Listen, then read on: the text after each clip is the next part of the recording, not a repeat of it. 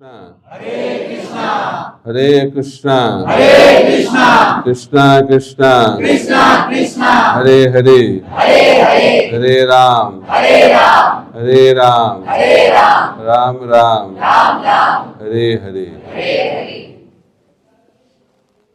श्रील प्रभुपाद की श्रीमन महाप्रभु की श्री हरिनाम संकीर्तन की। हरे कृष्णा। सभी भक्त को स्वागत है। लगता है मैंने पहली बार बहुत सारे भक्त के साथ मिल रहा हूँ। तो आज रविवार के दिन है, तो इधर कितने भक्त हैं इस्कॉन से दीक्षा प्राप्त किए हैं, ऐसे कितने भक्त हैं? ठीक है। कितने भक्त हैं जो घर में 16 माला जप करते हैं, 4 नियमों का पालन करते हैं, ऐसे भक्त? ठीक है, सब भक्ति ऐसे लग रहा है। ठीक है, भक्ति वृक्ष है तो भक्ति तो करना ही पड़ेगा। भक्ति वृक्ष में कोई भक्त है क्या 16 माला 4 नियम पालन नहीं करते हैं लेकिन 8 माला जप करते हैं? 8 माला, 16 माला नहीं हो पा रहे लेकिन 8 माला। एक ही है, 2 है। 4 माला, 2 माला जप करते हैं। 1 माला,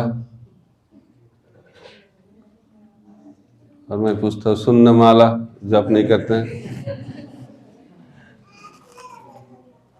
तो ठीक है। इधर कितने भक्त चैतन्य महाप्रभु को भगवान के स्वरूप में मानते हैं?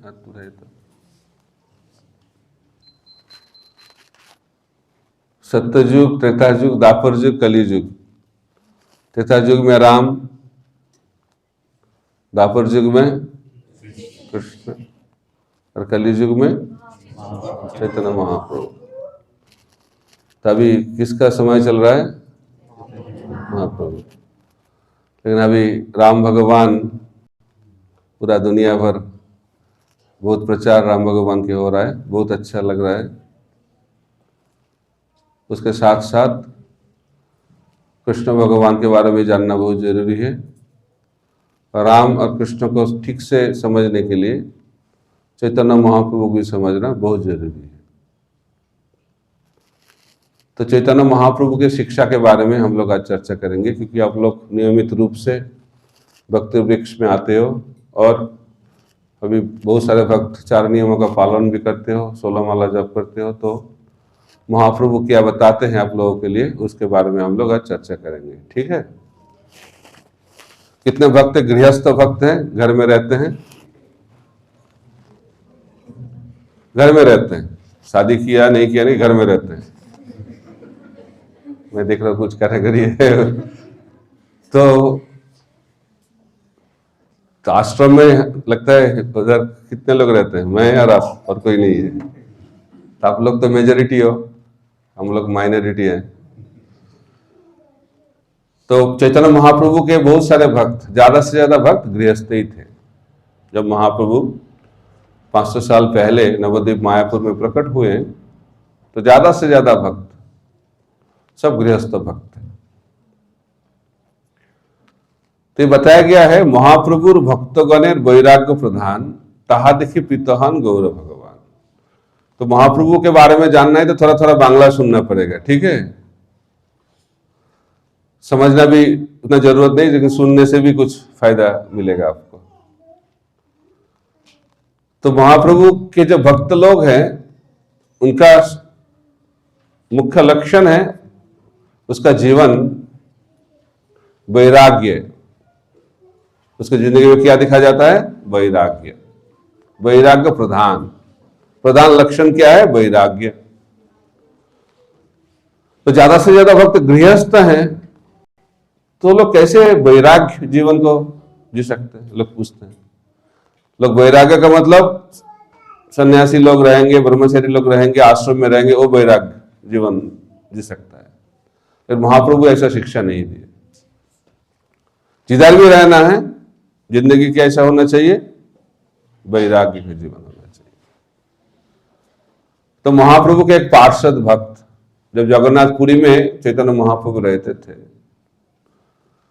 तो एक भक्त ने महाप्रभु को पूछा, क्या पूछा, हे महाप्रभु, हम लोग तो घर में रहते हैं, गृहस्थ भक्त हम लोग, तो घर में रह के हम लोग सिद्धि कैसे प्राप्त कर पाएंगे, भगवत धाम कैसे जाएंगे। तो महाप्रभु ने बताया ये बहुत सरल है, 2 सेवा करना पड़ेगा। कौन सा 2 सेवा? महाप्रभु ने बताया, एक है नाम सेवा और दूसरा है वैष्णव सेवा। घर में रह के कोई नाम सेवा करेगा और वैष्णव सेवा करेगा तो घर में ही भगवान को प्राप्त कर लेंगे। ये कलियुग में संभव है। बाकी सब युगों में भगवान को प्राप्त करना है तो किधर जाना पड़ता है? जंगल में जाना पड़ता है, वानप्रस्थ लेके, नहीं तो संन्यास लेके भगवान को प्राप्त करते थे लोग, मुनि ऋषि लोग। लेकिन कलियुग में घर में रह के भी आप लोग मुनि बन सकते हो। तो यही महाप्रभु की कृपा है। इसलिए क्या करना पड़ेगा? 2 चीज करना पड़ेगा, नाम करना पड़ेगा भगवान का नाम, और वैष्णव का सेवा करना पड़ेगा। तो भक्तगण तो बहुत बुद्धिमान होते हैं, तो उन्होंने पूछा, नाम तो कर लूंगा, नाम सेवा तो सरल है, सिद्धांत भगवान का नाम हरे कृष्ण महामंत्र हम लोग जप करेंगे, लेकिन वैष्णव को सेवा हम लोग करेंगे तो कैसे पता चलेगा कौन वैष्णव है? अच्छा प्रश्न पूछा। तो महाप्रभु ने बताया इसका उत्तर भी बहुत सिंपल है, सरल उत्तर है। क्या है? महाप्रभु ने बताया, जिसके मुख से एक बार हरि नाम निकलता है वही वैष्णव है। अभी निकालिए, हरि बोल। बहुत उत्साह भक्तों के, जो समाज ये सुन के बहुत उत्साही हो गए। कोई आशा है अभी भक्त बनने का, लेकिन संदेह भी है। उन्होंने फिर पूछा महाप्रभु को, महाप्रभु वैष्णव कौन है? तो महाप्रभु ने दूसरी बार उत्तर दिए, जिसके मुख से 24 घंटा भगवान का नाम निकलता है वही वैष्णव है। अभी उत्साह कम हो गया अब जैसा। तो ये सुन के भक्त लोग बहुत गंभीर भाव से उनको विचार किए, लेकिन उसके बाद भी फिर प्रश्न पूछे। महाप्रभु को पूछा गया, महाप्रभु वैष्णव कौन है? तो महाप्रभु ने बताया, जिसको देख के किसी के मुख से हरि नाम निकलता है वही वैष्णव है। अब तो बोलिए हरि बोल। तो एक प्रश्न 3 उत्तर। तो कौन सा उत्तर सही है बताइए? तो 3 उत्तर ही सही है। भगवान बोल रहे तो सही होना पड़ेगा। इस दुनिया में एक प्रश्न का एक ही उत्तर होता है ना, मल्टीपल चॉइस क्वेश्चन में एक उत्तर सही होता है, लेकिन इधर 3 उत्तर ही सही है। तो कैसे पता चलेगा कि कैसे सही है? तो 3 उत्तरों के माध्यम से चैतन्य महाप्रभु 3 प्रकार के वैष्णव के बारे में बता रहे हैं। तो जिसके मुख से एक बार हरि नाम निकलता है वो है कनिष्ठ अधिकारी वैष्णव। जिसके मुख से हमेशा भगवान का नाम निकलता है वो है मध्यम अधिकारी वैष्णव। और जिसको देख के और किसी के मुख से हरि नाम निकलता है वो है उत्तम अधिकारी वैष्णव। 3 तरीके का वैष्णव। लेकिन सबको सम्मान करना पड़ेगा, सबको सेवा करना पड़ेगा। कैसे? रूप गोस्वामी बताते हैं उपदेशामृत ग्रंथ में, जो कनिष्ठ अधिकारी वैष्णव है उनको मन से सम्मान करना चाहिए। जो मध्यम अधिकारी वैष्णव है उनको प्रणाम करके सम्मान करना चाहिए, और जो उत्तम अधिकारी वैष्णव है उनको मन से सम्मान, प्रणाम करके सम्मान, और उसको सेवा करके जीवन को सफल बनाना है। लेकिन वैष्णव सेवा बहुत जरूरी है। भक्ति विनोद ठाकुर बताते हैं, वैष्णव सेवा करने से हमारे हृदय में भक्ति का जन्म होता है। भक्ति हम लोग कैसे प्राप्त कर पाते हैं? भक्ति का कारण है भक्त। भक्ति का कोई कारण नहीं होता है, मैंने बहुत पुण्य किया इसीलिए मैंने भक्त बन गया, ऐसा कभी नहीं होता है। पुण्य के माध्यम से कोई भक्ति में नहीं आ सकते। तो भक्ति का कारण क्या है? भक्ति। ये कैसा है? तो हम लोगों को भक्त के माध्यम से भक्ति प्राप्त होता है। उसके बाद भक्ति में आगे बढ़ने के लिए भक्त संग, भक्ति में सिद्धि लाभ करने के लिए भी भक्त संग, और भगवत धाम जाने के बाद भगवान का सेवा नित्य काल जो करते हैं वो भी किसके माध्यम से? भक्त के माध्यम से। ये संग नित्य है, ऐसा नहीं कुछ दिन कर लिया उसके बाद गुड बाय, मैं भगवान से डायरेक्ट डील कर लूंगा, ऐसा नहीं हो पाएगा। हमेशा भक्त के संग में रहना चाहिए। प्रभुपाद जी बताते हैं भक्त संग नहीं करूंगा और भक्ति में आगे बढ़ूंगा, ऐसा हो सकता है क्या? प्रभुपाद जी अंग्रेजी शब्द बोलते हैं, इसको कहते हैं फैंटास्मैगोरिया। सुना है शब्द? सुनना चाहिए। प्रभुपाद जी बहुत अच्छे अच्छे शब्द चुने हैं। फैंटास्मैगोरिया का मतलब आकाश में पुष्प होता है क्या? आकाश में पुष्प देखा है कभी? जैसे आकाश में पुष्प नहीं होता है, इसी तरह भक्त संग नहीं करेंगे भक्ति में आगे बढ़ेंगे, संभव नहीं है। भक्ति को प्राप्त करना है, भक्त संग जरूरी है। भक्ति में आगे बढ़ना है, भक्त संग जरूरी है। हमेशा भक्त संग में रहना चाहिए। इसीलिए भक्ति को सुरक्षा देने के लिए भक्त संग। श्रील प्रभुपाद जी बताते हैं कि अंतरराष्ट्रीय कृष्ण भावनामृत संघ मैंने बनाया, इसका मुख्य कारण है भक्त संघ को प्राप्त कराने के लिए। तो जिधर भी लोग रहेंगे इस दुनिया में, सब जगह भक्त संघ का मौका मिले। तो भक्त संघ का मतलब क्या है, ये भी जानना चाहिए। प्रभुपाद जी वो लेक्चर दे रहे थे, एक मच्छर उनको उसके ऊपर बैठ गए, हाथ के ऊपर। तो प्रभुपाद जी बताने लगा, ये भक्त संग नहीं हो रहा है, ये मेरा खून पी रहा है। आजू बाजू में मैं हूं इसका मतलब भक्त संग हो रहा है, ऐसा नहीं है। भक्त संग क्या है? मच्चित्त मद्गत प्राण बोधयंत परस्परम कथयंत मांग नित्यम तुष्यन्ति च रमन्ति च। भक्त संग का मतलब जब भक्त लोग एक साथ होते हैं, भगवान के बारे में श्रवण कीर्तन करते हैं, यही वैकुंठ है। इसलिए भगवान बताते हैं, नाहं तिष्ठामि वैकुंठे जोगिनाम हृदय शुभा तत्र तिष्ठामि नारद यत्र गायन्ति मद भक्ता। भगवान बोल रहे हैं मैं वैकुंठ में नहीं रहता हूं। ये सुनकर बहुत लोग दुखी हो जाते हैं, उधर जाना चाहता हूं, भगवान बोलते मैं उधर नहीं रहता हूं। नाहं तिष्ठामि वैकुंठे जोगिनाम हृदय शुभा, जोगी के हृदय में भी मैं नहीं रहता हूं, अंदर भी नहीं बाहर भी नहीं, किधर रहते हो भगवान आप? तो भगवान बोलते हैं जिधर मेरे भक्त लोग एक साथ होके मेरे गुणों को गाते हैं उधर मैं रहता हूं। तो वैकुंठ क्या है? जिधर भक्त लोग 24 घंटा भगवान के बारे में क्या करते हैं? कीर्तन करते हैं 24 घंटा।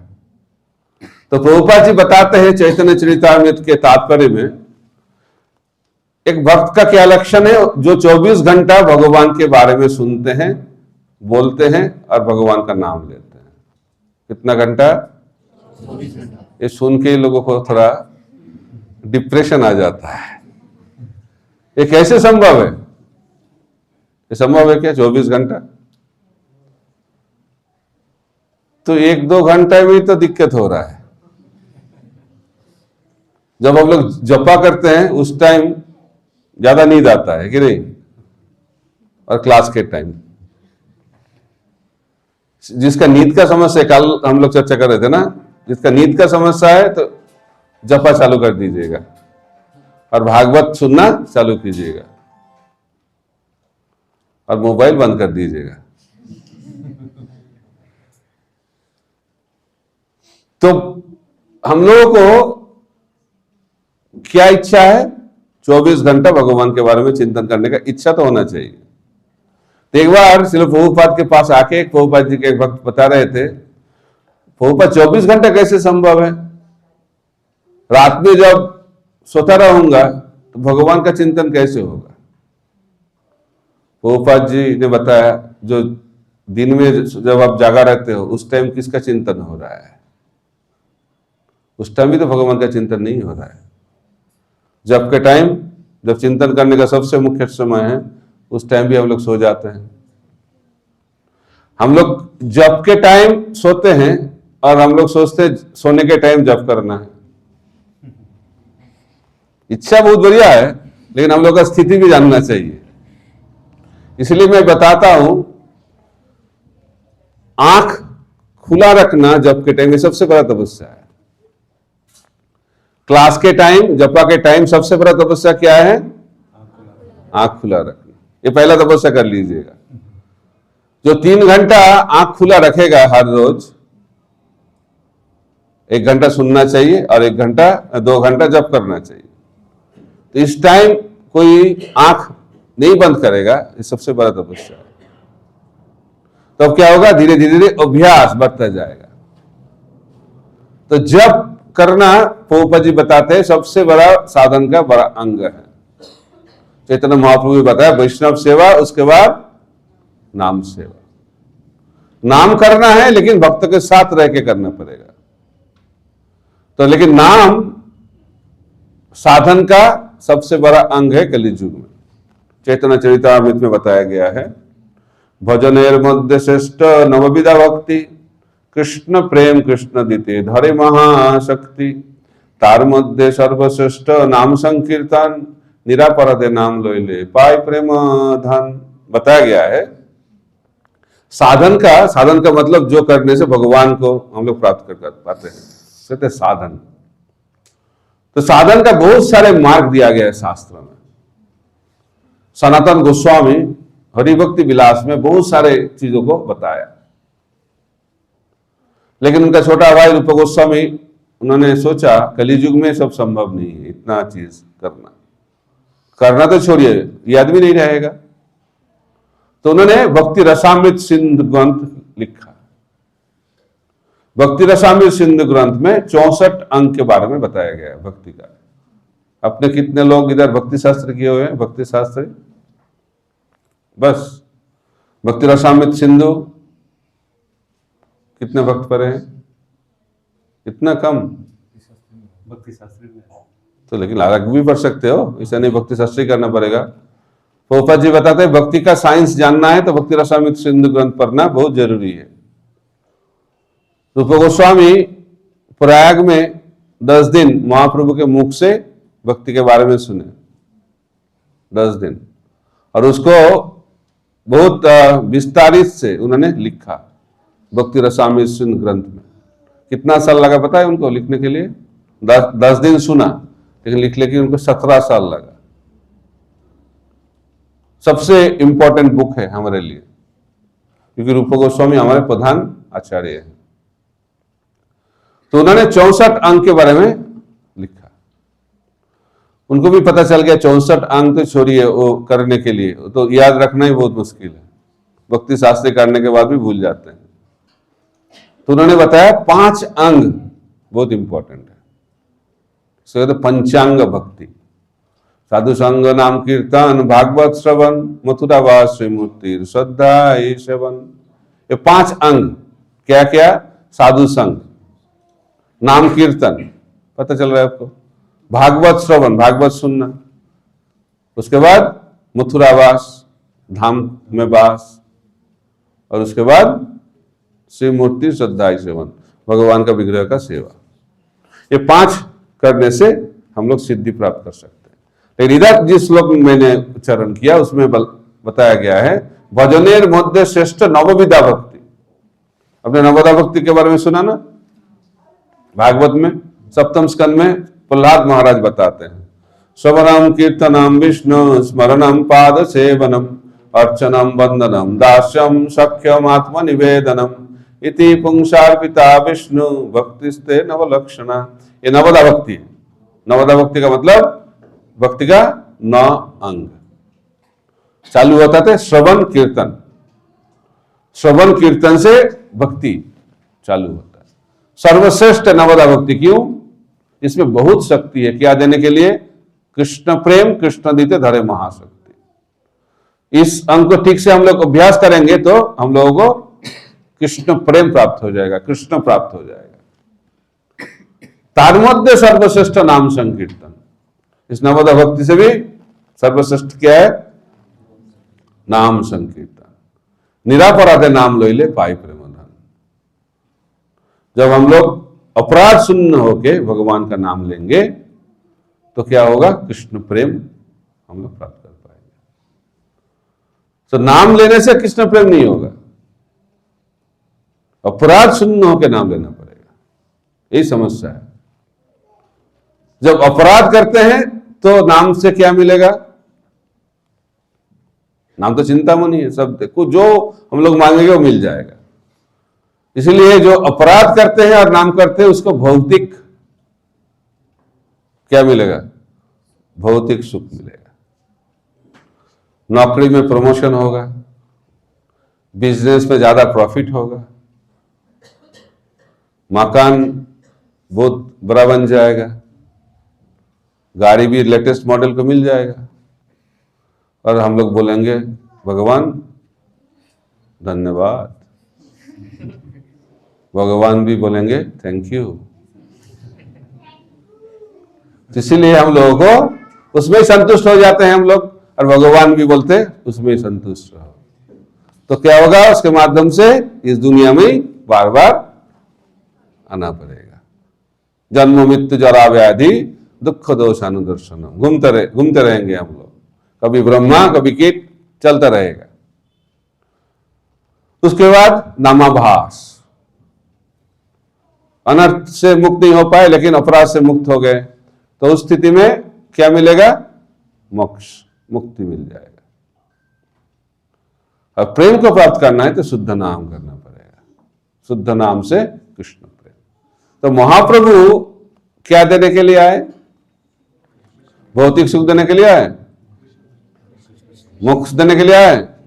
क्या देने के लिए आए? कृष्ण प्रेम देने के लिए आए। तो बताएं, आराध्य भगवान ब्रज तनय तद्धाम वृंदावनम ब्रह्मा कचित उपासना ब्रजवधु वर्गेन जकुल्पिता श्रीमद् भागवतम प्रमाणम अमलम प्रेमा पुमार्थ महान श्री चैतन्य महाप्रभु मतमिदम तत्रादर न परः। महाप्रभु बताते हैं हमारा जिंदगी का लक्ष्य क्या होना चाहिए? कृष्ण प्रेम को प्राप्त करना। इसलिए भगवान आए, क्या देने के लिए? कृष्ण प्रेम देने के लिए। लेकिन कलियुग में लोगों को कृष्ण प्रेम में इंटरेस्ट है नहीं। किसमें इंटरेस्ट है? सबसे ज्यादा इंटरेस्ट अभी सेल्फी में है। मंदिर में आके भी सेल्फी लेते हैं, भगवान के साथ भी ले लेते हैं। सेल्फी लेने से तो भगवत प्राप्ति नहीं हो पाएगा, लेकिन नहीं तो मोबाइल पे पिक्चर आएगा, अच्छा है, लेकिन सेल्फी लेना जिंदगी का लक्ष्य नहीं होना चाहिए। तो भगवान को प्राप्त करना है तो हृदय में सेल्फी लेना पड़ेगा, मोबाइल में नहीं। तो कैसे हो पाएगा? हृदय में जब प्रेम होगा।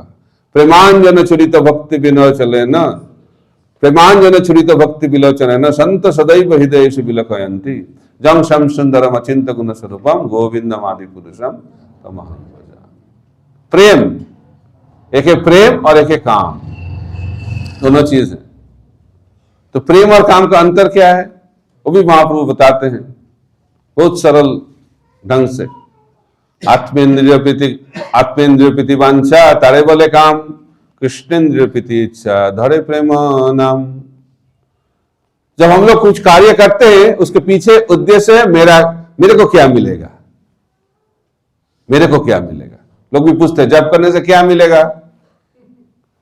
अब लोग बोल रहे मंदिर में आ जाओ, क्या मिलेगा। सब लोग सोचते हैं मेरे को क्या मिलेगा, उसको कहते हैं काम। प्रेम क्या है?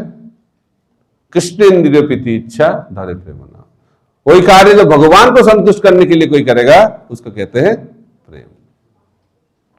कार्य को बदलना नहीं पड़ेगा, कार्य के पीछे उद्देश्य क्या है उसको बदलना पड़ेगा। इस दुनिया में सब लोग सोचते हैं मेरे को क्या मिलेगा, मेरे को क्या मिलेगा, मेरे को क्या मिलेगा, मैं कैसे खुश रह सकता हूं। लेकिन हम लोग इस दुनिया में दुखी हैं। क्यों दुखी है? क्यों हम लोग खुश रहना चाहते हैं, इसीलिए हम लोग दुखी हैं। तो कौन खुश रह सकता है? क्यों हम लोग को दुख मिलता है? क्यों हम लोग बाकी सब लोगों को दुख देते हैं? जो चीज हम लोग देते हैं वही मिलेगा, ये नियम है। इसीलिए सुख प्राप्त करना है तो सबको सुख देना पड़ेगा। तो भक्त का लक्षण क्या है? जो और के बारे में सोचते हैं, खुद के बारे में सोचना जब बंद होगा तब वो वैष्णव बनेगा। लेकिन इस दुनिया में सब लोग किसके बारे में सोचते हैं? मेरे को क्या मिलेगा, मेरे परिवार को क्या मिलेगा, मेरे देश को क्या मिलेगा, मेरे समाज को क्या मिलेगा, मेरा मेरा मेरा मेरा। तो इसलिए इस दुनिया में रहना पड़ेगा। तो महाप्रभु बोलते हैं तो इसका इन लोगों का क्या होगा? जो भगवान के पास जाके भौतिक चीज मांगता है वो बुद्धिमान है और मूर्ख है। मूर्ख है, ठीक है, देखते हैं। तो मैं एक कहानी बताता हूं। एक बार 3 दोस्त ने पहुंच गया एक राजा के पास। तो राजा दान दे रहे थे, दान। बहुत अच्छा राजा है। तो पहला दोस्त राजा के पास आ गए। तो राजा ने पूछा आपको क्या चाहिए? सब तो मांगने के लिए आता है ना, राजा को भी पता है। तो क्या चाहिए आपको? उन्होंने बोला मेरा घर अभी अच्छा नहीं है, टूट गया है, तो मेरे को एक अच्छा घर चाहिए। तो राजा मंत्री को बुलाया, बोला इनके लिए एक अच्छा सा मकान बना दो। पहला दोस्त बहुत खुश हो गया, अच्छा राजा है। अभी दूसरे जो दोस्त थे उनको बुलाया गया। उनको राजा ने पूछा आपको क्या चाहिए? उन्होंने बोला मेरा तो घर अच्छा है, लेकिन घर जाने का जो रास्ता है ना वो टूट गया है, तो अच्छा रास्ता बना दीजिएगा। तो राजा ने मंत्री को बुलाया, तो इसके घर में जाने का अच्छा रास्ता बना दीजिएगा। दूसरा दोस्त भी बहुत खुश हो गया।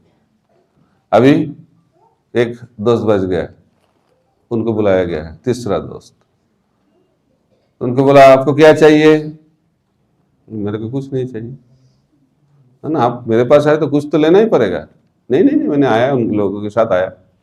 नहीं नहीं, मेरे पास आ गए तो कुछ तो मांगना ही पड़ेगा। तो बार बार राजा जब फोर्स कर रहे थे तो उन्होंने बताया ठीक है, आपको कुछ देने का इच्छा है तो मैं एक चीज मांगता हूं, आप मेरे घर में आके एक दिन रह के जाइए। तो दोनों दोस्त ने सोचा ये मूर्ख है, पता है राजा को एक दिन रखना कितना खर्चा है। तो राजा ने मंत्री को बुलाया, बहुत खुश हो गए। मंत्री को बुलाया, ये मेरे को इनविटेशन दिया उसके घर में रहने के लिए, तो जितना सब अरेंजमेंट है अब कर लो। राजा किधर रहेगा? महल में रहेगा। महल बन गया। राजा कैसे जाएंगे? राजपथ में जाएंगे। राजपथ बन गया और पूरा जगह, पूरा सिटी बन गया। कौन बुद्धिमान है? लेकिन हम लोग कौन कैटेगरी में पढ़ते हैं? महाभारत में भी ऐसा बताया गया है। तो युद्ध से पहले दोनों पहुंच गए कृष्ण के पास, अर्जुन दुर्योधन। दुर्योधन भगवान के किधर बैठे थे? सिर के पास। अब चैतन्य अर्जुन चरण के पास। जब उन्होंने आंख खोला किसको देखा? तो भगवान का दर्शन, भगवान हम लोगों को देखे तो किधर बैठना चाहिए? चरण। ये लक्षण है भक्ति का, चरण में रहना चाहिए। लेकिन असुर लोग किधर बैठते हैं? सिर में बैठते हैं। तो सिर में बैठना नहीं चाहिए, तो किधर बैठना चाहिए? चरण में बैठना चाहिए। तो अर्जुन तब दुर्योधन बोला मैं पहले आया तो मैं पहले मांगूंगा। ऐसा तो नियम नहीं है, जो छोटा है उसको मांगने का हक पहले होता है। तो थोड़ा दुखी हो गया, टेंशन भी आ गया। तो कृष्ण ने बताया मैं तो इस युद्ध में युद्ध नहीं करूंगा, तो मेरे पास नारायणी सेना है, तो आप नारायणी सेना ले सकते हो, लेकिन मैं इस युद्ध में युद्ध नहीं करूंगा। तो दुर्योधन ने सोचा क्या होगा, टेंशन में आ गए। वो तो नारायणी सेना के लिए आए। तो अर्जुन ने बताया, हे भगवान, हे केशव, आप युद्ध करो और ना करो, मेरे को आप चाहिए। दुर्योधन बहुत खुश हो गया, टेंशन चला गया पूरा। तब एक्टिंग करने लगा। तो उन्होंने बताया, हे कृष्णा, अभी तो अर्जुन आपको ले लिया, मेरे पास और क्या है, नारायणी से नहीं दीजिए। अंदर में इसको तो असुर, अंदर कुछ एक और बाहर और कुछ। तो कौन सोचा चालाक है? दुर्योधन ने सोचा मैं तो बुद्धिमान हूं, अर्जुन तो मूर्ख है, कृष्ण क्या काम में आएगा, युद्ध नहीं करेगा, कुछ नहीं करेगा। तो अंत में कौन बुद्धिमान निकला? क्यों? गीता में क्या बताया गया है? जत्र जोगेश्वर कृष्ण जत्र पार्थ धनुर्धर तत्र श्री विजय भूतिर्भुवा नीतिर्मतिर्मम। इसका तो बुद्धिमान। तो भक्त जो होते हैं वो बोलते हैं, भगवान अब मेरे को कुछ नहीं चाहिए, क्या चाहिए? आपका श्री चरण चाहिए। चरण में बैठते हैं, क्योंकि उनको पता है ब्रह्म संहिता में क्या बताया गया है? चिंतामणि प्रकृशद्म सुकल्प वृक्ष लक्षाभितेश सुरभीर अभिपालयन्तम लक्ष्मी सहस्र शत संभ्रम सेव्यमानम गोविंदम आदि पुरुषम तमहं भजामि। तो लक्ष्मी जो है, कितने लक्ष्मी? शत सहस्र, लाखों। वो कैसे खड़ा हुआ है? लाइन में। हम लोग बोलते हैं इस्कॉन में जिधर भी जाओ लाइन, प्रसाद का लाइन, क्या उसके बाद चरणामृत का लाइन, ए लाइन, ओ लाइन। तो वैकुंठ में भी लाइन। भगवान की सेवा को प्राप्त करना है तो लाइन में खड़ा होने का अभ्यास करना चाहिए। हम लोग इधर घुस जाते हैं ना, तो उसको वैकुंठ में एंट्री नहीं मिलेगा। वैकुंठ में एंट्री प्राप्त करना है, एंट्री पास मिलना है, तो क्या करना पड़ेगा? लाइन में खड़ा हो जाइए, क्योंकि लक्ष्मी शत सहस्र लाखों लक्ष्मी चरण सेवा के लिए लाइन में खड़ा रहती है। तो कितने लक्ष्मी? शत सहस्र लाखों। इसलिए भगवान के जो भक्त होते हैं वो बोलते हैं मेरे को कुछ नहीं चाहिए, आपका श्री चरण चाहिए। क्योंकि जिसके पास भगवान का श्री चरण रहेगा, उधर लक्ष्मी जी, कितने लक्ष्मी रहेंगे उधर? लाखों। उसका कुछ अभाव होगा क्या? होगा? लेकिन हम लोग क्या बोलते? नहीं, मेरे को नारायण नहीं चाहिए, क्या चाहिए? लक्ष्मी चाहिए। इसलिए हम लोग को ये सिद्धांत लेना पड़ेगा, हम लोग को नारायण चाहिए ना नारायणी सेना चाहिए। तो लोग बोलते दोनों होने से क्या समस्या है? नारायण भी हो जाए, नारायणी सेना भी हो जाए, अच्छा है ना? इसलिए बोलते हैं लोग भगवान को भी प्राप्त कर लेंगे और दुनिया को भोग भी लेंगे, ऐसे बोलते हैं। तो प्रभुपाद जी बांग्ला में बताते हैं एक स्पेशल स्लोगन, दूधो खाबो तमाकू खाबो। उसका मतलब दूध भी पीना है, तमाकू भी खाना है, पीना है, तमाकू भी खाना है। तो आपको अभी सिद्धांत लेना पड़ेगा, क्या चाहिए आपको? नारायण चाहिए ना नारायणी सेना चाहिए? उनको नारायणी सेना चाहिए। तो नारायणी सेना बहुत अट्रैक्टिव है इस दुनिया में। नारायणी सेना बहुत अट्रैक्टिव है, भगवान उतना अट्रैक्टिव नहीं लगता है। यही टेस्ट है हमारा, परीक्षा है। लेकिन हम लोग परीक्षा में ज्यादा से ज्यादा फेल हो जाता है। तो फेल नहीं होने के लिए अर्जुन जैसा भक्त बनना पड़ेगा। विश्वास, क्या विश्वास? चैतन्य महाप्रभु बताते हैं, जो मेरे पास आता है और मेरे से भौतिक चीज मांगता है वो कौन है? महाप्रभु बताते हैं बांग्ला में। सुनना चाहते हैं? महाप्रभु बोलते हैं, आमा भजे विषय मांगे से तो बड़ मूर्ख, किंतु आमी तो विज्ञ तारे विषय केने দিব सचरणामृत दिया विषय भुलाइब। बहुत इंपॉर्टेंट श्लोक है और हमारे लिए ये बहुत इंपॉर्टेंट है क्योंकि हम लोग अंग्रेजी बोलते इज होप गिविंग वर्ड्स, इसमें हमारी जिंदगी का कोई आशा है भगवत धाम प्राप्त करने का महाप्रभु के कारण। महाप्रभु बोल रहे हैं मेरे पास आया और मेरे को क्या मांग रहे हैं, मेरा पूजा कर रहे हैं, आमा भोजे विश्वाई मांगे, भौतिक चीज को मांग रहे हैं। तो महाप्रभु क्या बोल रहे हैं, ये तो बहुत बुद्धिमान नहीं, क्या बोला, महामूर्ख, ये तो बड़ा मूर्ख हो, ये तो महामूर्ख है, मेरे पास आके भौतिक चीज मांग रहे हैं। अब देखिए भगवान क्या दे सकता है हम लोगों को, वैकुंठ दे सकता है, तब बोलोगे एक मकान दे दो, एक गाड़ी दे दो, ये दो, तो मूर्खता है कि नहीं। जो व्यक्ति हम लोगों को वैकुंठ दे सकता है, इसीलिए मांगना बंद करना चाहिए, क्योंकि जब तक आप मांगोगे तो भगवान क्या करेगा, क्या करेगा, भगवान तो थोड़ा देगा और आपके पास जो चीज है ले भी लेगा। भगवान तो लेना बैंक है, ले लेंगे। तो इसलिए महाप्रभु बता रहे हैं मेरे पास आके कोई भौतिक चीज मांग रहा है और महामूर्ख है, लेकिन मैं तो मूर्ख नहीं हूं, हम ही तो विज्ञ। महाप्रभु बोल रहे हैं मैं तो बुद्धिमान हूं, तारे विषय क्या नहीं दीबो, उनको क्यों मैं भौतिक चीज दूंगा। 100 चरणामृत तो दिया विषय भुलाए, मैं उनको ऐसा कृपा करूंगा वो भौतिक चीज को भोगने का जो इच्छा पूर्ण रूप से भूल जाएगा। ठीक है ना।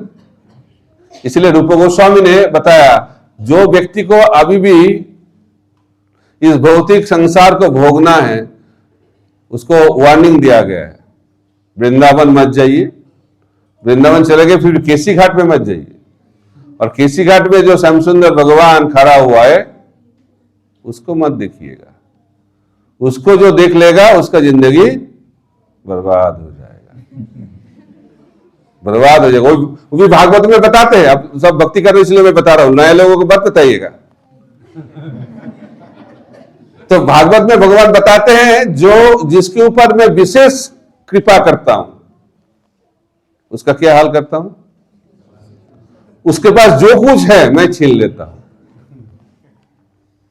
अच्छा, इस सुन के कोई आएगा? इसलिए नारायण के मंदिर में ज्यादा लाइन नहीं मिलेगा आपको, क्योंकि भगवान के पास हम लोग क्यों जाते हैं, कुछ दे दीजिए भगवान। तो जो भगवान के पास इस भाव लेके जाएगा जो मेरे को कुछ नहीं चाहिए। तो गोस्वामी लोग बहुत बुद्धिमान है, उन्होंने सोचा भगवान जो को जिसको विशेष कृपा करते हैं उसका सब छीन लेता है, तो उन्होंने पहले से ही दे दिया है, दे दिया है। कुछ तो है नहीं, छीन लीजिए, क्या लेंगे, कुछ तो है ही नहीं। तो जो बुद्धिमान होते हैं वो पहले से ही सब भगवान को दे देते हैं, नहीं तो क्या होगा, भगवान छीन लेगा, अच्छा नहीं है ना। अरेस्ट कर, पुलिस आ जाएगा अरेस्ट करने के लिए, अच्छा है क्या, उससे पहले सरेंडर हो जाना चाहिए। सर्वधर्मान परित्यज्य मामेकं शरणं व्रज ओं तां सर्व पापेभ्यो मोक्षयिष्यामि मा शुचः। इस दुनिया में हम लोग दुखी क्यों हैं, क्योंकि हम लोग भगवान के चरण में शरणागत नहीं हो पा रहे, इसलिए दुखी हैं हम लोग। सब मेरे पास रहना चाहिए, भगवान का भक्ति होगा लेकिन सब कुछ मेरा है।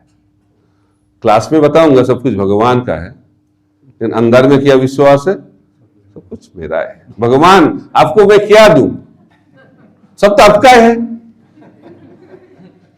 ऐसे बताते हैं ना। ये कलियुग का एक लक्षण है।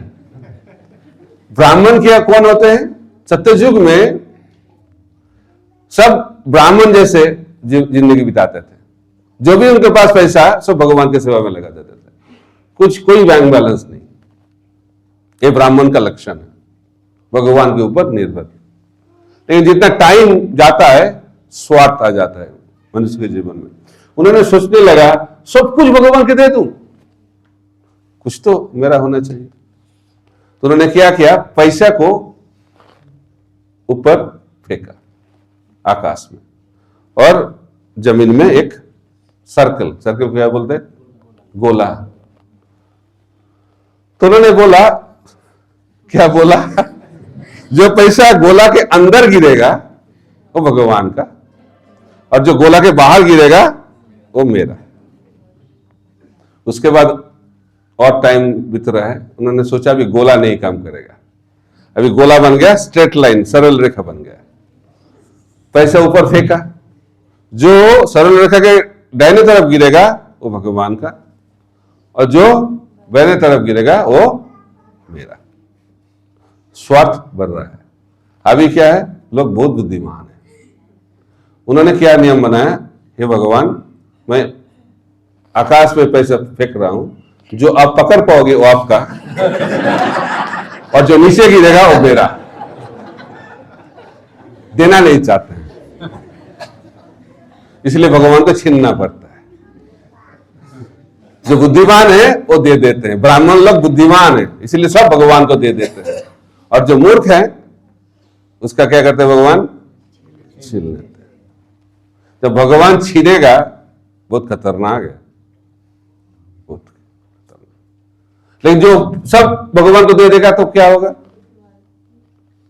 भगवान उनको छीनने के लिए तो कुछ है नहीं अब, तो क्या होगा, भगवान खुद को उनके पास दे देंगे।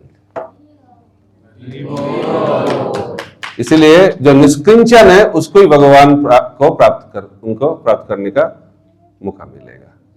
इसलिए भगवान बताते अकिंचन गोचर, जिसके पास अभी भी इस दुनिया को भोगने का इच्छा है उसको भगवान को प्राप्त करना मुश्किल है। इसलिए भगवान को प्राप्त करना है तो सब कुछ भगवान को दे देना चाहिए। तो आप बोलेंगे हम लोग तो गृहस्थ लोग हैं, कैसे देंगे, गृहस्थी कैसे चलेगा? आपको क्या लगता है, बताइए तो। ये सुन के दुखी हो जाते हैं ना आप लोग। तो इसलिए भाई श्रीवास ठाकुर महाप्रभु के महान भक्त श्रीवास ठाकुर, अब सुने, गृहस्थ भक्त है, बहुत बड़ा परिवार, बिग फैमिली। तो एक बार महाप्रभु वो क्या करते थे, श्रीवास ठाकुर वो महाप्रभु के साथ हमेशा रहते थे। ऐसे कुछ भक्त रहता है सब हमेशा वैष्णव के साथ रहेगा, कुछ काम धंधा नहीं करेगा। तो श्रीवास ठाकुर दिन में महाप्रभु के साथ कीर्तन करते थे और रात में उनके घर में कीर्तन होता था। हमेशा 24 घंटे भगवान के साथ रहते थे। तो महाप्रभु ने बताया, श्रीवास आपका इतना बड़ा फैमिली है, कुछ प्रैक्टिकल कुछ करो, आप इतने हमेशा मेरे साथ रहते हो, कीर्तन करते हो, कुछ प्रैक्टिकल चीज करो। तो उन्होंने 3 बार ताली ऐसा ऐसा ऐसा किया। तो महाप्रभु ने बताया, मैं कुछ बात कर रहा हूं, आप ऐसे क्यों कर रहे हो? उन्होंने बोला, देखिए महाप्रभु, पहले दिन मैं भूखा रहूंगा, अब कुछ नहीं करोगे तो दूसरा दिन भी भूखा रहूंगा, दूसरा ताली का मतलब, और तीसरे दिन भी भूखा रहूंगा। उसके बाद भी कुछ नहीं करोगे तो क्या करूंगा, मैं गंगा के पानी में जाके डूब के इस जिंदगी को खत्म कर दूंगा। तो महाप्रभु ने बताया, श्रीवास बहुत खुश हो गए। तो महाप्रभु ने बताया, श्रीवास ऐसा भी दिन आ सकता है, लक्ष्मी जी को भी भीख मांगना पड़ेगा, ये भी दिन आ सकता है, लेकिन मैं आज ये घोषणा करता हूं, आपके परिवार में कभी किसी का अभाव नहीं होगा। बोलिए हरि बोल। ये तो पार्ट 1 हुआ स्टोरी का।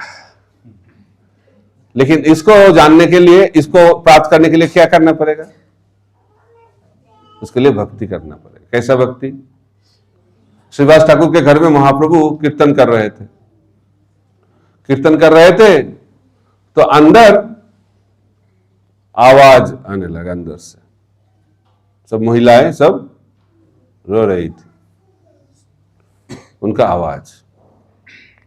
तो श्रीवास ठाकुर अंदर गए, देखा उनका जो पुत्र है वो मर गए। तो बहुत खुश हो गए श्रीवास ठाकुर। उन्होंने बोला, भगवान स्वयं मेरे घर में अभी कीर्तन कर रहे हैं, नृत्य कर रहे हैं, उसको देख के मेरा बेटा शरीर छोड़े तो वैकुंठ प्राप्त कर लेंगे। बहुत खुश हो गए। लेकिन उन्होंने वार्निंग दिया। क्या वार्निंग दिया? आपके आवाज से महाप्रभु का कीर्तन नृत्य बंद हो जाएगा, डिस्टर्ब होगा, तो अभी तो मेरे पुत्र के लिए आप लोग रो रहे हो, तो मैं जाके गंगा के पानी में डूब के मर जाऊंगा, तब जितना रोना है रोते रहिए। तो उनको समझ में आ गया, उन्होंने सब चुप हो गए। इससे क्या पता चलता है? भगवान के लिए सेवा कभी बंद नहीं होना चाहिए। पुत्र संतान का देहांत हो गया, फिर भी श्रीवास ठाकुर भगवान का सेवा कर रहे हैं। इसीलिए भगवान उनको बताए, लक्ष्मी जी को भी भीख मांगना पड़ेगा, ये दिन भी आ सकता है, लेकिन श्रीवास ठाकुर के परिवार में किसी का कोई चीजों का अभाव नहीं होगा। यही इसको कहते हैं महाप्रभु भक्तगणे वैराग्य प्रधान ताहा देखी प्रीतहन गौर भगवान। विश्वास, श्रद्धा शब्द विश्वास करे सुदृढ़ निश्चय, कृष्ण भक्ति कोयले सर्वकर्म पिता है। भगवान हम लोगों को देखेंगे, यही भक्ति का लक्षण है। अवश्य रखिए कृष्ण विश्वास पालन।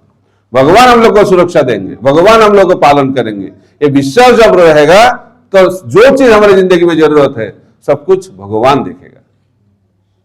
तब हमारी जिंदगी में क्या होगा? कुछ चिंता नहीं रहेगा। नहीं तो हम लोग सोचते रहेंगे। कल हम लोग चर्चा कर रहे थे चिंता, क्या होगा क्या होगा। भक्ति में आने के बाद भी सोचते हैं क्या होगा क्या होगा। भगवान गीता में बता दिए हैं क्या होगा। जातस्य ही ध्रुव मृत्यु ध्रुवं जन्म मृत्युश्च। जिसका जन्म हुआ है उसका क्या होगा, जिसका मृत्यु हुआ है उसका क्या होगा। फिर भी चिंता, क्या होगा क्या होगा। चिंता करते रहते हैं हम लोग, क्या होगा, मेरा बेटे का क्या होगा, मेरे परिवार का क्या होगा, पति का क्या, पत्नी का क्या होगा। हम लोग सोचते रहते हैं यही होगा। क्या होगा? जिसका अभी जीवन है उसका क्या होगा? मृत्यु होगा। जिसका मृत्यु हो गया है उसका, तो लोग बोलते हैं उसके बीच में क्या होगा। हाँ, उसमें बीच में क्या होगा? चिंता। चिंता फ्री मिलता है, दो चीज, चिंता और चिता, दोनों फ्री मिलते हैं इस दुनिया में। इसलिए इस चिंता और चिता से मुक्त होना है तो भगवान के बारे में चिंतन करना बहुत जरूरी है। तो कौन भगवान के बारे में चिंतन कर पाएगा? जिसके हृदय में पूर्ण विश्वास है भगवान उनको देखेंगे। तो मैं 2-3 कहानी बताऊंगा। त्रेता युग का कहानी, द्वापर युग का कहानी, कली युग का कहानी और प्रभुपाद के टाइम की वही कहानी। हम लोग सोचते हैं सत्य युग में हुआ भी होता है क्या, थोड़ा मैनेज कर लूंगा मैं। तो भगवान के ऊपर विश्वास होना चाहिए, लेकिन थोड़ा खुद का भी होना चाहिए। तो जब थोड़ा सा रखोगे तो भगवान भी बोलेंगे ठीक है इधर ही रहो। इसलिए भगवान के पास जाना है तो पूर्ण रूप से भगवान के शरणागत होना बहुत जरूरी है। तो अर्जुन और पांडव लोग भगवान के ऊपर पूर्ण रूप से आश्रित। तो क्या हुआ? भीष्म पितामह ने प्रतिज्ञा ले ली, कल 5 पांडव को मैं खत्म कर दूंगा। न्यूज चला गया किधर? भगवान के पास गया। तो भगवान का तो टेंशन आ गया, चिंता। जो भगवान चिंता जब भगवान का होगा तो भक्त का चिंता नहीं होगा। तो भगवान ने सोचा थोड़ा पांडव लोगों को बताते हैं। तो पांडव के पास पहुंच गए। तो पांडव लोग तो मजा ले रहे हैं, दिन में युद्ध करते हैं और रात में आनंद में रहते हैं। तो हम लोग सोचते हैं कि कैसे भक्ति में आनंद लेंगे, ऐसे आनंद हो सकता है। दिन में युद्ध हो रहा है, हर दिन उनका अंतिम दिन हो सकता है, फिर भी कोई टेंशन नहीं। इसको कहते हैं शरणागत भक्त। तो कृष्ण ने बताया, न्यूज पता चल गया। कौन सा न्यूज? भीष्म पितामह काल आपको खत्म करेगा। अच्छा, तो अच्छा न्यूज है। तो हम लोग तो हर रोज सोचते हैं आज हमारा अंतिम दिन है, लेकिन कल हम लोग का अंतिम दिन होगा, वो भी भीष्म पितामह के कारण। तो हमारा जीवन तो धन्य हो गया। Thank you Krishna for the good news. धन्यवाद दीजिए। बोलो ठीक है, गुड नाइट, कल मिलेंगे। कृष्ण ने सोचा क्या, कोई चिंता ही नहीं। अभी चिंतन से और बढ़ गया। ये दोनों वर्षन है कहानी का। तो इस कहानी को मेरे को अच्छा लगता है, अलग जो मैं बताऊंगा अभी। तो अभी चिंता हो गया किसका? कृष्ण भगवान का। उन्होंने सोचा तो कुछ करना ही पड़ेगा। तो उन्होंने चले गए द्रौपदी के पास। तो द्रौपदी को बताया चलो अभी जाना है, किधर? भीष्म पितामह के कैंप में जाना पड़ेगा। अभी इस रात में जब ज्यादा बात मत करो, मैं जो बोल रहा हूं करते रहो। क्या करना पड़ेगा? कुछ नहीं करना पड़ेगा। अब जाओगे मेरे साथ, प्रणाम करोगे और आशीर्वाद मांगोगे, और कुछ नहीं करना चाहिए। ठीक है, सिंपल। तो दोनों पहुंच गए किधर? भीष्म पितामह के कैंप में। तो भीष्म पितामह देखा कृष्ण द्रौपदी के साथ रात में मेरे कैंप में, लगता है दाल में कुछ काला है। फिर भी भक्त है, महान भक्त। तो भगवान पहुंच गए, तो द्रौपदी जैसे बताया गया उनको, उन्होंने जाके प्रणाम कर लिए, और प्रणाम करने के बाद आशीर्वाद मांगी। तो भीष्म पितामह ने बोला सौभाग्यवती भव। और ये जब आशीर्वाद निकल गया मुख से, कृष्ण ने मुस्कुराने लगा। उन्होंने बोला मैंने सुना आपने कुछ प्रतिज्ञा लिया आज। तो उससे क्या पता चल गया भीष्म पितामह का, भगवान की क्या इच्छा है। तो उन्होंने ऐसे पांडवों को सुरक्षा प्रदान की है। तो लोग बोलेंगे तो जो भक्त होंगे वो उसका मृत्यु नहीं होगा क्या?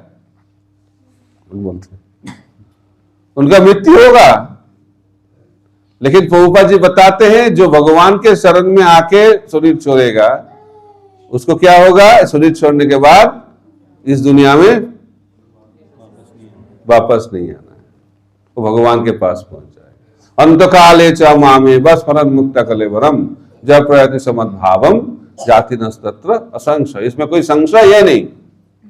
जो मेरा चिंतन करते करते मेरा शरणगत होके शरीर छोड़ेगा वो मेरे पास आ जाएगा। इसीलिए हम लोगों को भगवान के ऊपर निर्भर होना चाहिए। तो हम लोग नाम करते हैं, नाम, तो नाम के ऊपर पूर्ण विश्वास होना चाहिए, पूर्ण विश्वास होना चाहिए। तो हरिदास ठाकुर नामाचार्य वो दिखा रहे हैं। तो हरिदास ठाकुर जप करते थे, 3 लाख नाम करते थे, 3 लाख हर रोज। हम लोग 25,000 में थक जाते हैं, है ना? तो हरिदास साहब कितने करते थे? 3 लाख। तो हरिदास ठाकुर को बुलाया गया है, काजी ने बुलाया, हरिदास अब ये नाम क्यों कर रहे हो? आपको तो ये नाम करना नहीं चाहिए, कंप्लेन आया है। मैं आपको क्षमा कर दूंगा लेकिन आपको नाम छोड़ना पड़ेगा। तो उन्होंने बोला नाम कैसे छोड़ूंगा मैं? नाम एक क्षण के लिए भी मैं नाम नहीं लेके रह सकता हूं। नाम छोड़ना तो असंभव है मेरे लिए। तो उन्होंने बोला नाम नहीं छोड़ोगे तो इस शरीर को छोड़ना पड़ेगा। उन्होंने बोला ठीक है। उन्होंने एक श्लोक बताया, खंड खंड है देहो जाय यदि प्राण तबु न बदने अमी छारी हरि नाम।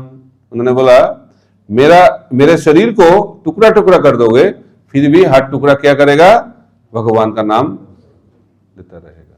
हरे कृष्णा कृष्णा कृष्णा हरे हरे, हरे राम राम राम हरे हरे। तो महाप्रभु ने क्या किया? कुछ किया क्या? जानना पड़ेगा आपको। तो महाप्रभु हरिदास ठाकुर को सेवा संगम में बोल रहे, हरिदास आपको याद है जो काजी के लोग आप लोगों को आपको पिटाई कर रहे थे? किससे पिटाई कर रहे थे? कौरों से। इतना पिटाई हो रहा था, 22 बाजार में पिटाई। 22 बाजार का मतलब एक नाम नहीं, 22 बाजार। तो हिस्ट्री क्या बताता है, इतिहास? जिसी को ऐसे पिटाई होता है 1 बाजार और 2 बाजार में, उसका देहांत हो जाता है, नहीं तो शरणागत हो जाता है। यही इतिहास है। लेकिन हरिदास ठाकुर को 22 बाजार में मर रहा है, लेकिन फिर भी पिटाई हो रहा है, लेकिन फिर भी कुछ नहीं हो रहा है। तो उन्होंने बोला हरिदास आप शरीर छोड़ दो, नहीं तो हम लोगों को शरीर छोड़ना पड़ेगा। तो क्यों ऐसा हो रहा है? क्योंकि महाप्रभु ने बताया, महाप्रभु हरिदास को बताया जब ऐसे आपको पिटाई हो रहा था तो मैं सुदर्शन चक्र को भेज दिया था। तो आपको जानना चाहिए जो भगवान का नाम हमेशा लेता है उनको सुरक्षा देने के लिए भगवान सुदर्शन चक्र को रखते हैं। प्रमाण अम्बरीश महाराज। तो सावधान, वैष्णव अपराध मत करना, सुदर्शन छोड़ेगा नहीं। तो इसलिए महाप्रभु ने सुदर्शन को भेज दिया। तो लेकिन सुदर्शन वापस आ गए। तो महाप्रभु ने बताया, मैंने आपको भेजा था इस लोगों को मारने के लिए, लेकिन आप तो उसको कुछ नहीं किया, वापस चले आए, क्यों? मेरा बात क्यों नहीं सुनते हो? उन्होंने बोला, हे महाप्रभु, आपका बात ही मैंने सुना। कैसे? मैंने तो बताया उनको मारने के लिए, लेकिन आप तो वापस से आ गए इधर। उन्होंने बोला, महाप्रभु आपने तो बताया, आपसे बड़ा है आपका भक्त, है कि नहीं? महाप्रभु सही बोला। तो आप बोल रहे हैं उनको मारने के लिए, लेकिन हरिदास ठाकुर बोल रहे हैं उनको छोड़ दीजिए, इसलिए मैं छोड़ के आ गया। तभी महाप्रभु ने बताया, मैं क्या करूं अभी? सुदर्शन चक्र फेल, मेरा मेन अस्त्र फेल हो गया अभी। तो भगवान श्री चैतन्य महाप्रभु ने बताया, मैं खुद पहुंच गया। तो हरिदास ठाकुर को सुरक्षा देने के लिए सुदर्शन चक्र काम नहीं करता है। हरिदास ठाकुर जैसा भक्त को कौन सुरक्षा देते हैं? भगवान स्वयं। तो उन्होंने जाके महाप्रभु ने बताया, आपके पीठ के ऊपर मेरा पीठ मैंने रख दिया, और जो पिटाई हो रहा था मैं ही ले रहा था। हरिदास, इसमें विश्वास है आपका? तो उन्होंने जो चादर पहना हुआ था उन्होंने निकाला और देखा लाल लाल दाग उसमें। तो वो देख के हरिदास ठाकुर मूर्छित होके भूमि में गिर पड़े। तो इससे हम लोगों को क्या विश्वास होना चाहिए? भगवान सुरक्षा देते हैं, अभी भी देते हैं, कलियुग में भी देते हैं। तो आप बोलेंगे वो तो 500 साल पहले, अभी होता है क्या? अभी भी होता है। जो हरिदास ठाकुर जैसा शरणागत होंगे उसको सुरक्षा भगवान अभी भी ऐसे ही देते हैं। अब हम लोग डरते हैं ना, डरते हैं। तो जो भगवान के ऊपर निर्भर है, गुरु के ऊपर निर्भर है, उनकी सुरक्षा कौन देंगे? भगवान देंगे। एक छोटा कहानी बताऊंगा, उसके बाद टाइम भी हो गया। प्रभुपाद जी के कुछ शिष्य लोग प्रचार कर रहे थे, लेकिन उधर प्रचार करना गैर कानूनी, तो कानून के अगेंस्ट में, तो अरेस्ट हो गया भक्त लोग, जेल में भेज दिया गया। तो जो भक्त लोग बाहर थे, प्रभुपाद जी को खत लिखा, प्रभुपाद भक्त लोग जेल में चले गए, तो जेल से निकालने के लिए बहुत पैसा खर्चा करना पड़ेगा, बहुत पैसा लगेगा। प्रभुपाद जी ने बताया, इतना पैसा खर्चा करने का क्या जरूरत है, जेल में रहने दीजिए। कैसा गुरु शिष्य को बोल रहे हैं जेल में रहो। तो उन्होंने बताया, जो वो बाहर कर रहे थे उन लोगों को बोलो जेल में भी वो चालू कर दे। गुरु मुखोपाध्याय वाक्य चालू हो गया। क्या हो गया? जेल में मंगल आरती चालू, 16 माला जप चालू, भागवत का क्लास भी चालू। तो जेल के जो सुपर थे उन्होंने सोचने लगा, ये लोग तो खतरनाक है, सब लोग भक्त बन रहा है, कैदी लोग। तो वो लोग तो बाहर खतरनाक थे, लेकिन अंदर ज्यादा खतरनाक। तो उनको बुलाया, तो आप लोग तो खतरनाक हो, इधर रहना बिल्कुल सेफ नहीं है हमारे लिए, अब बाहर चले जाओ।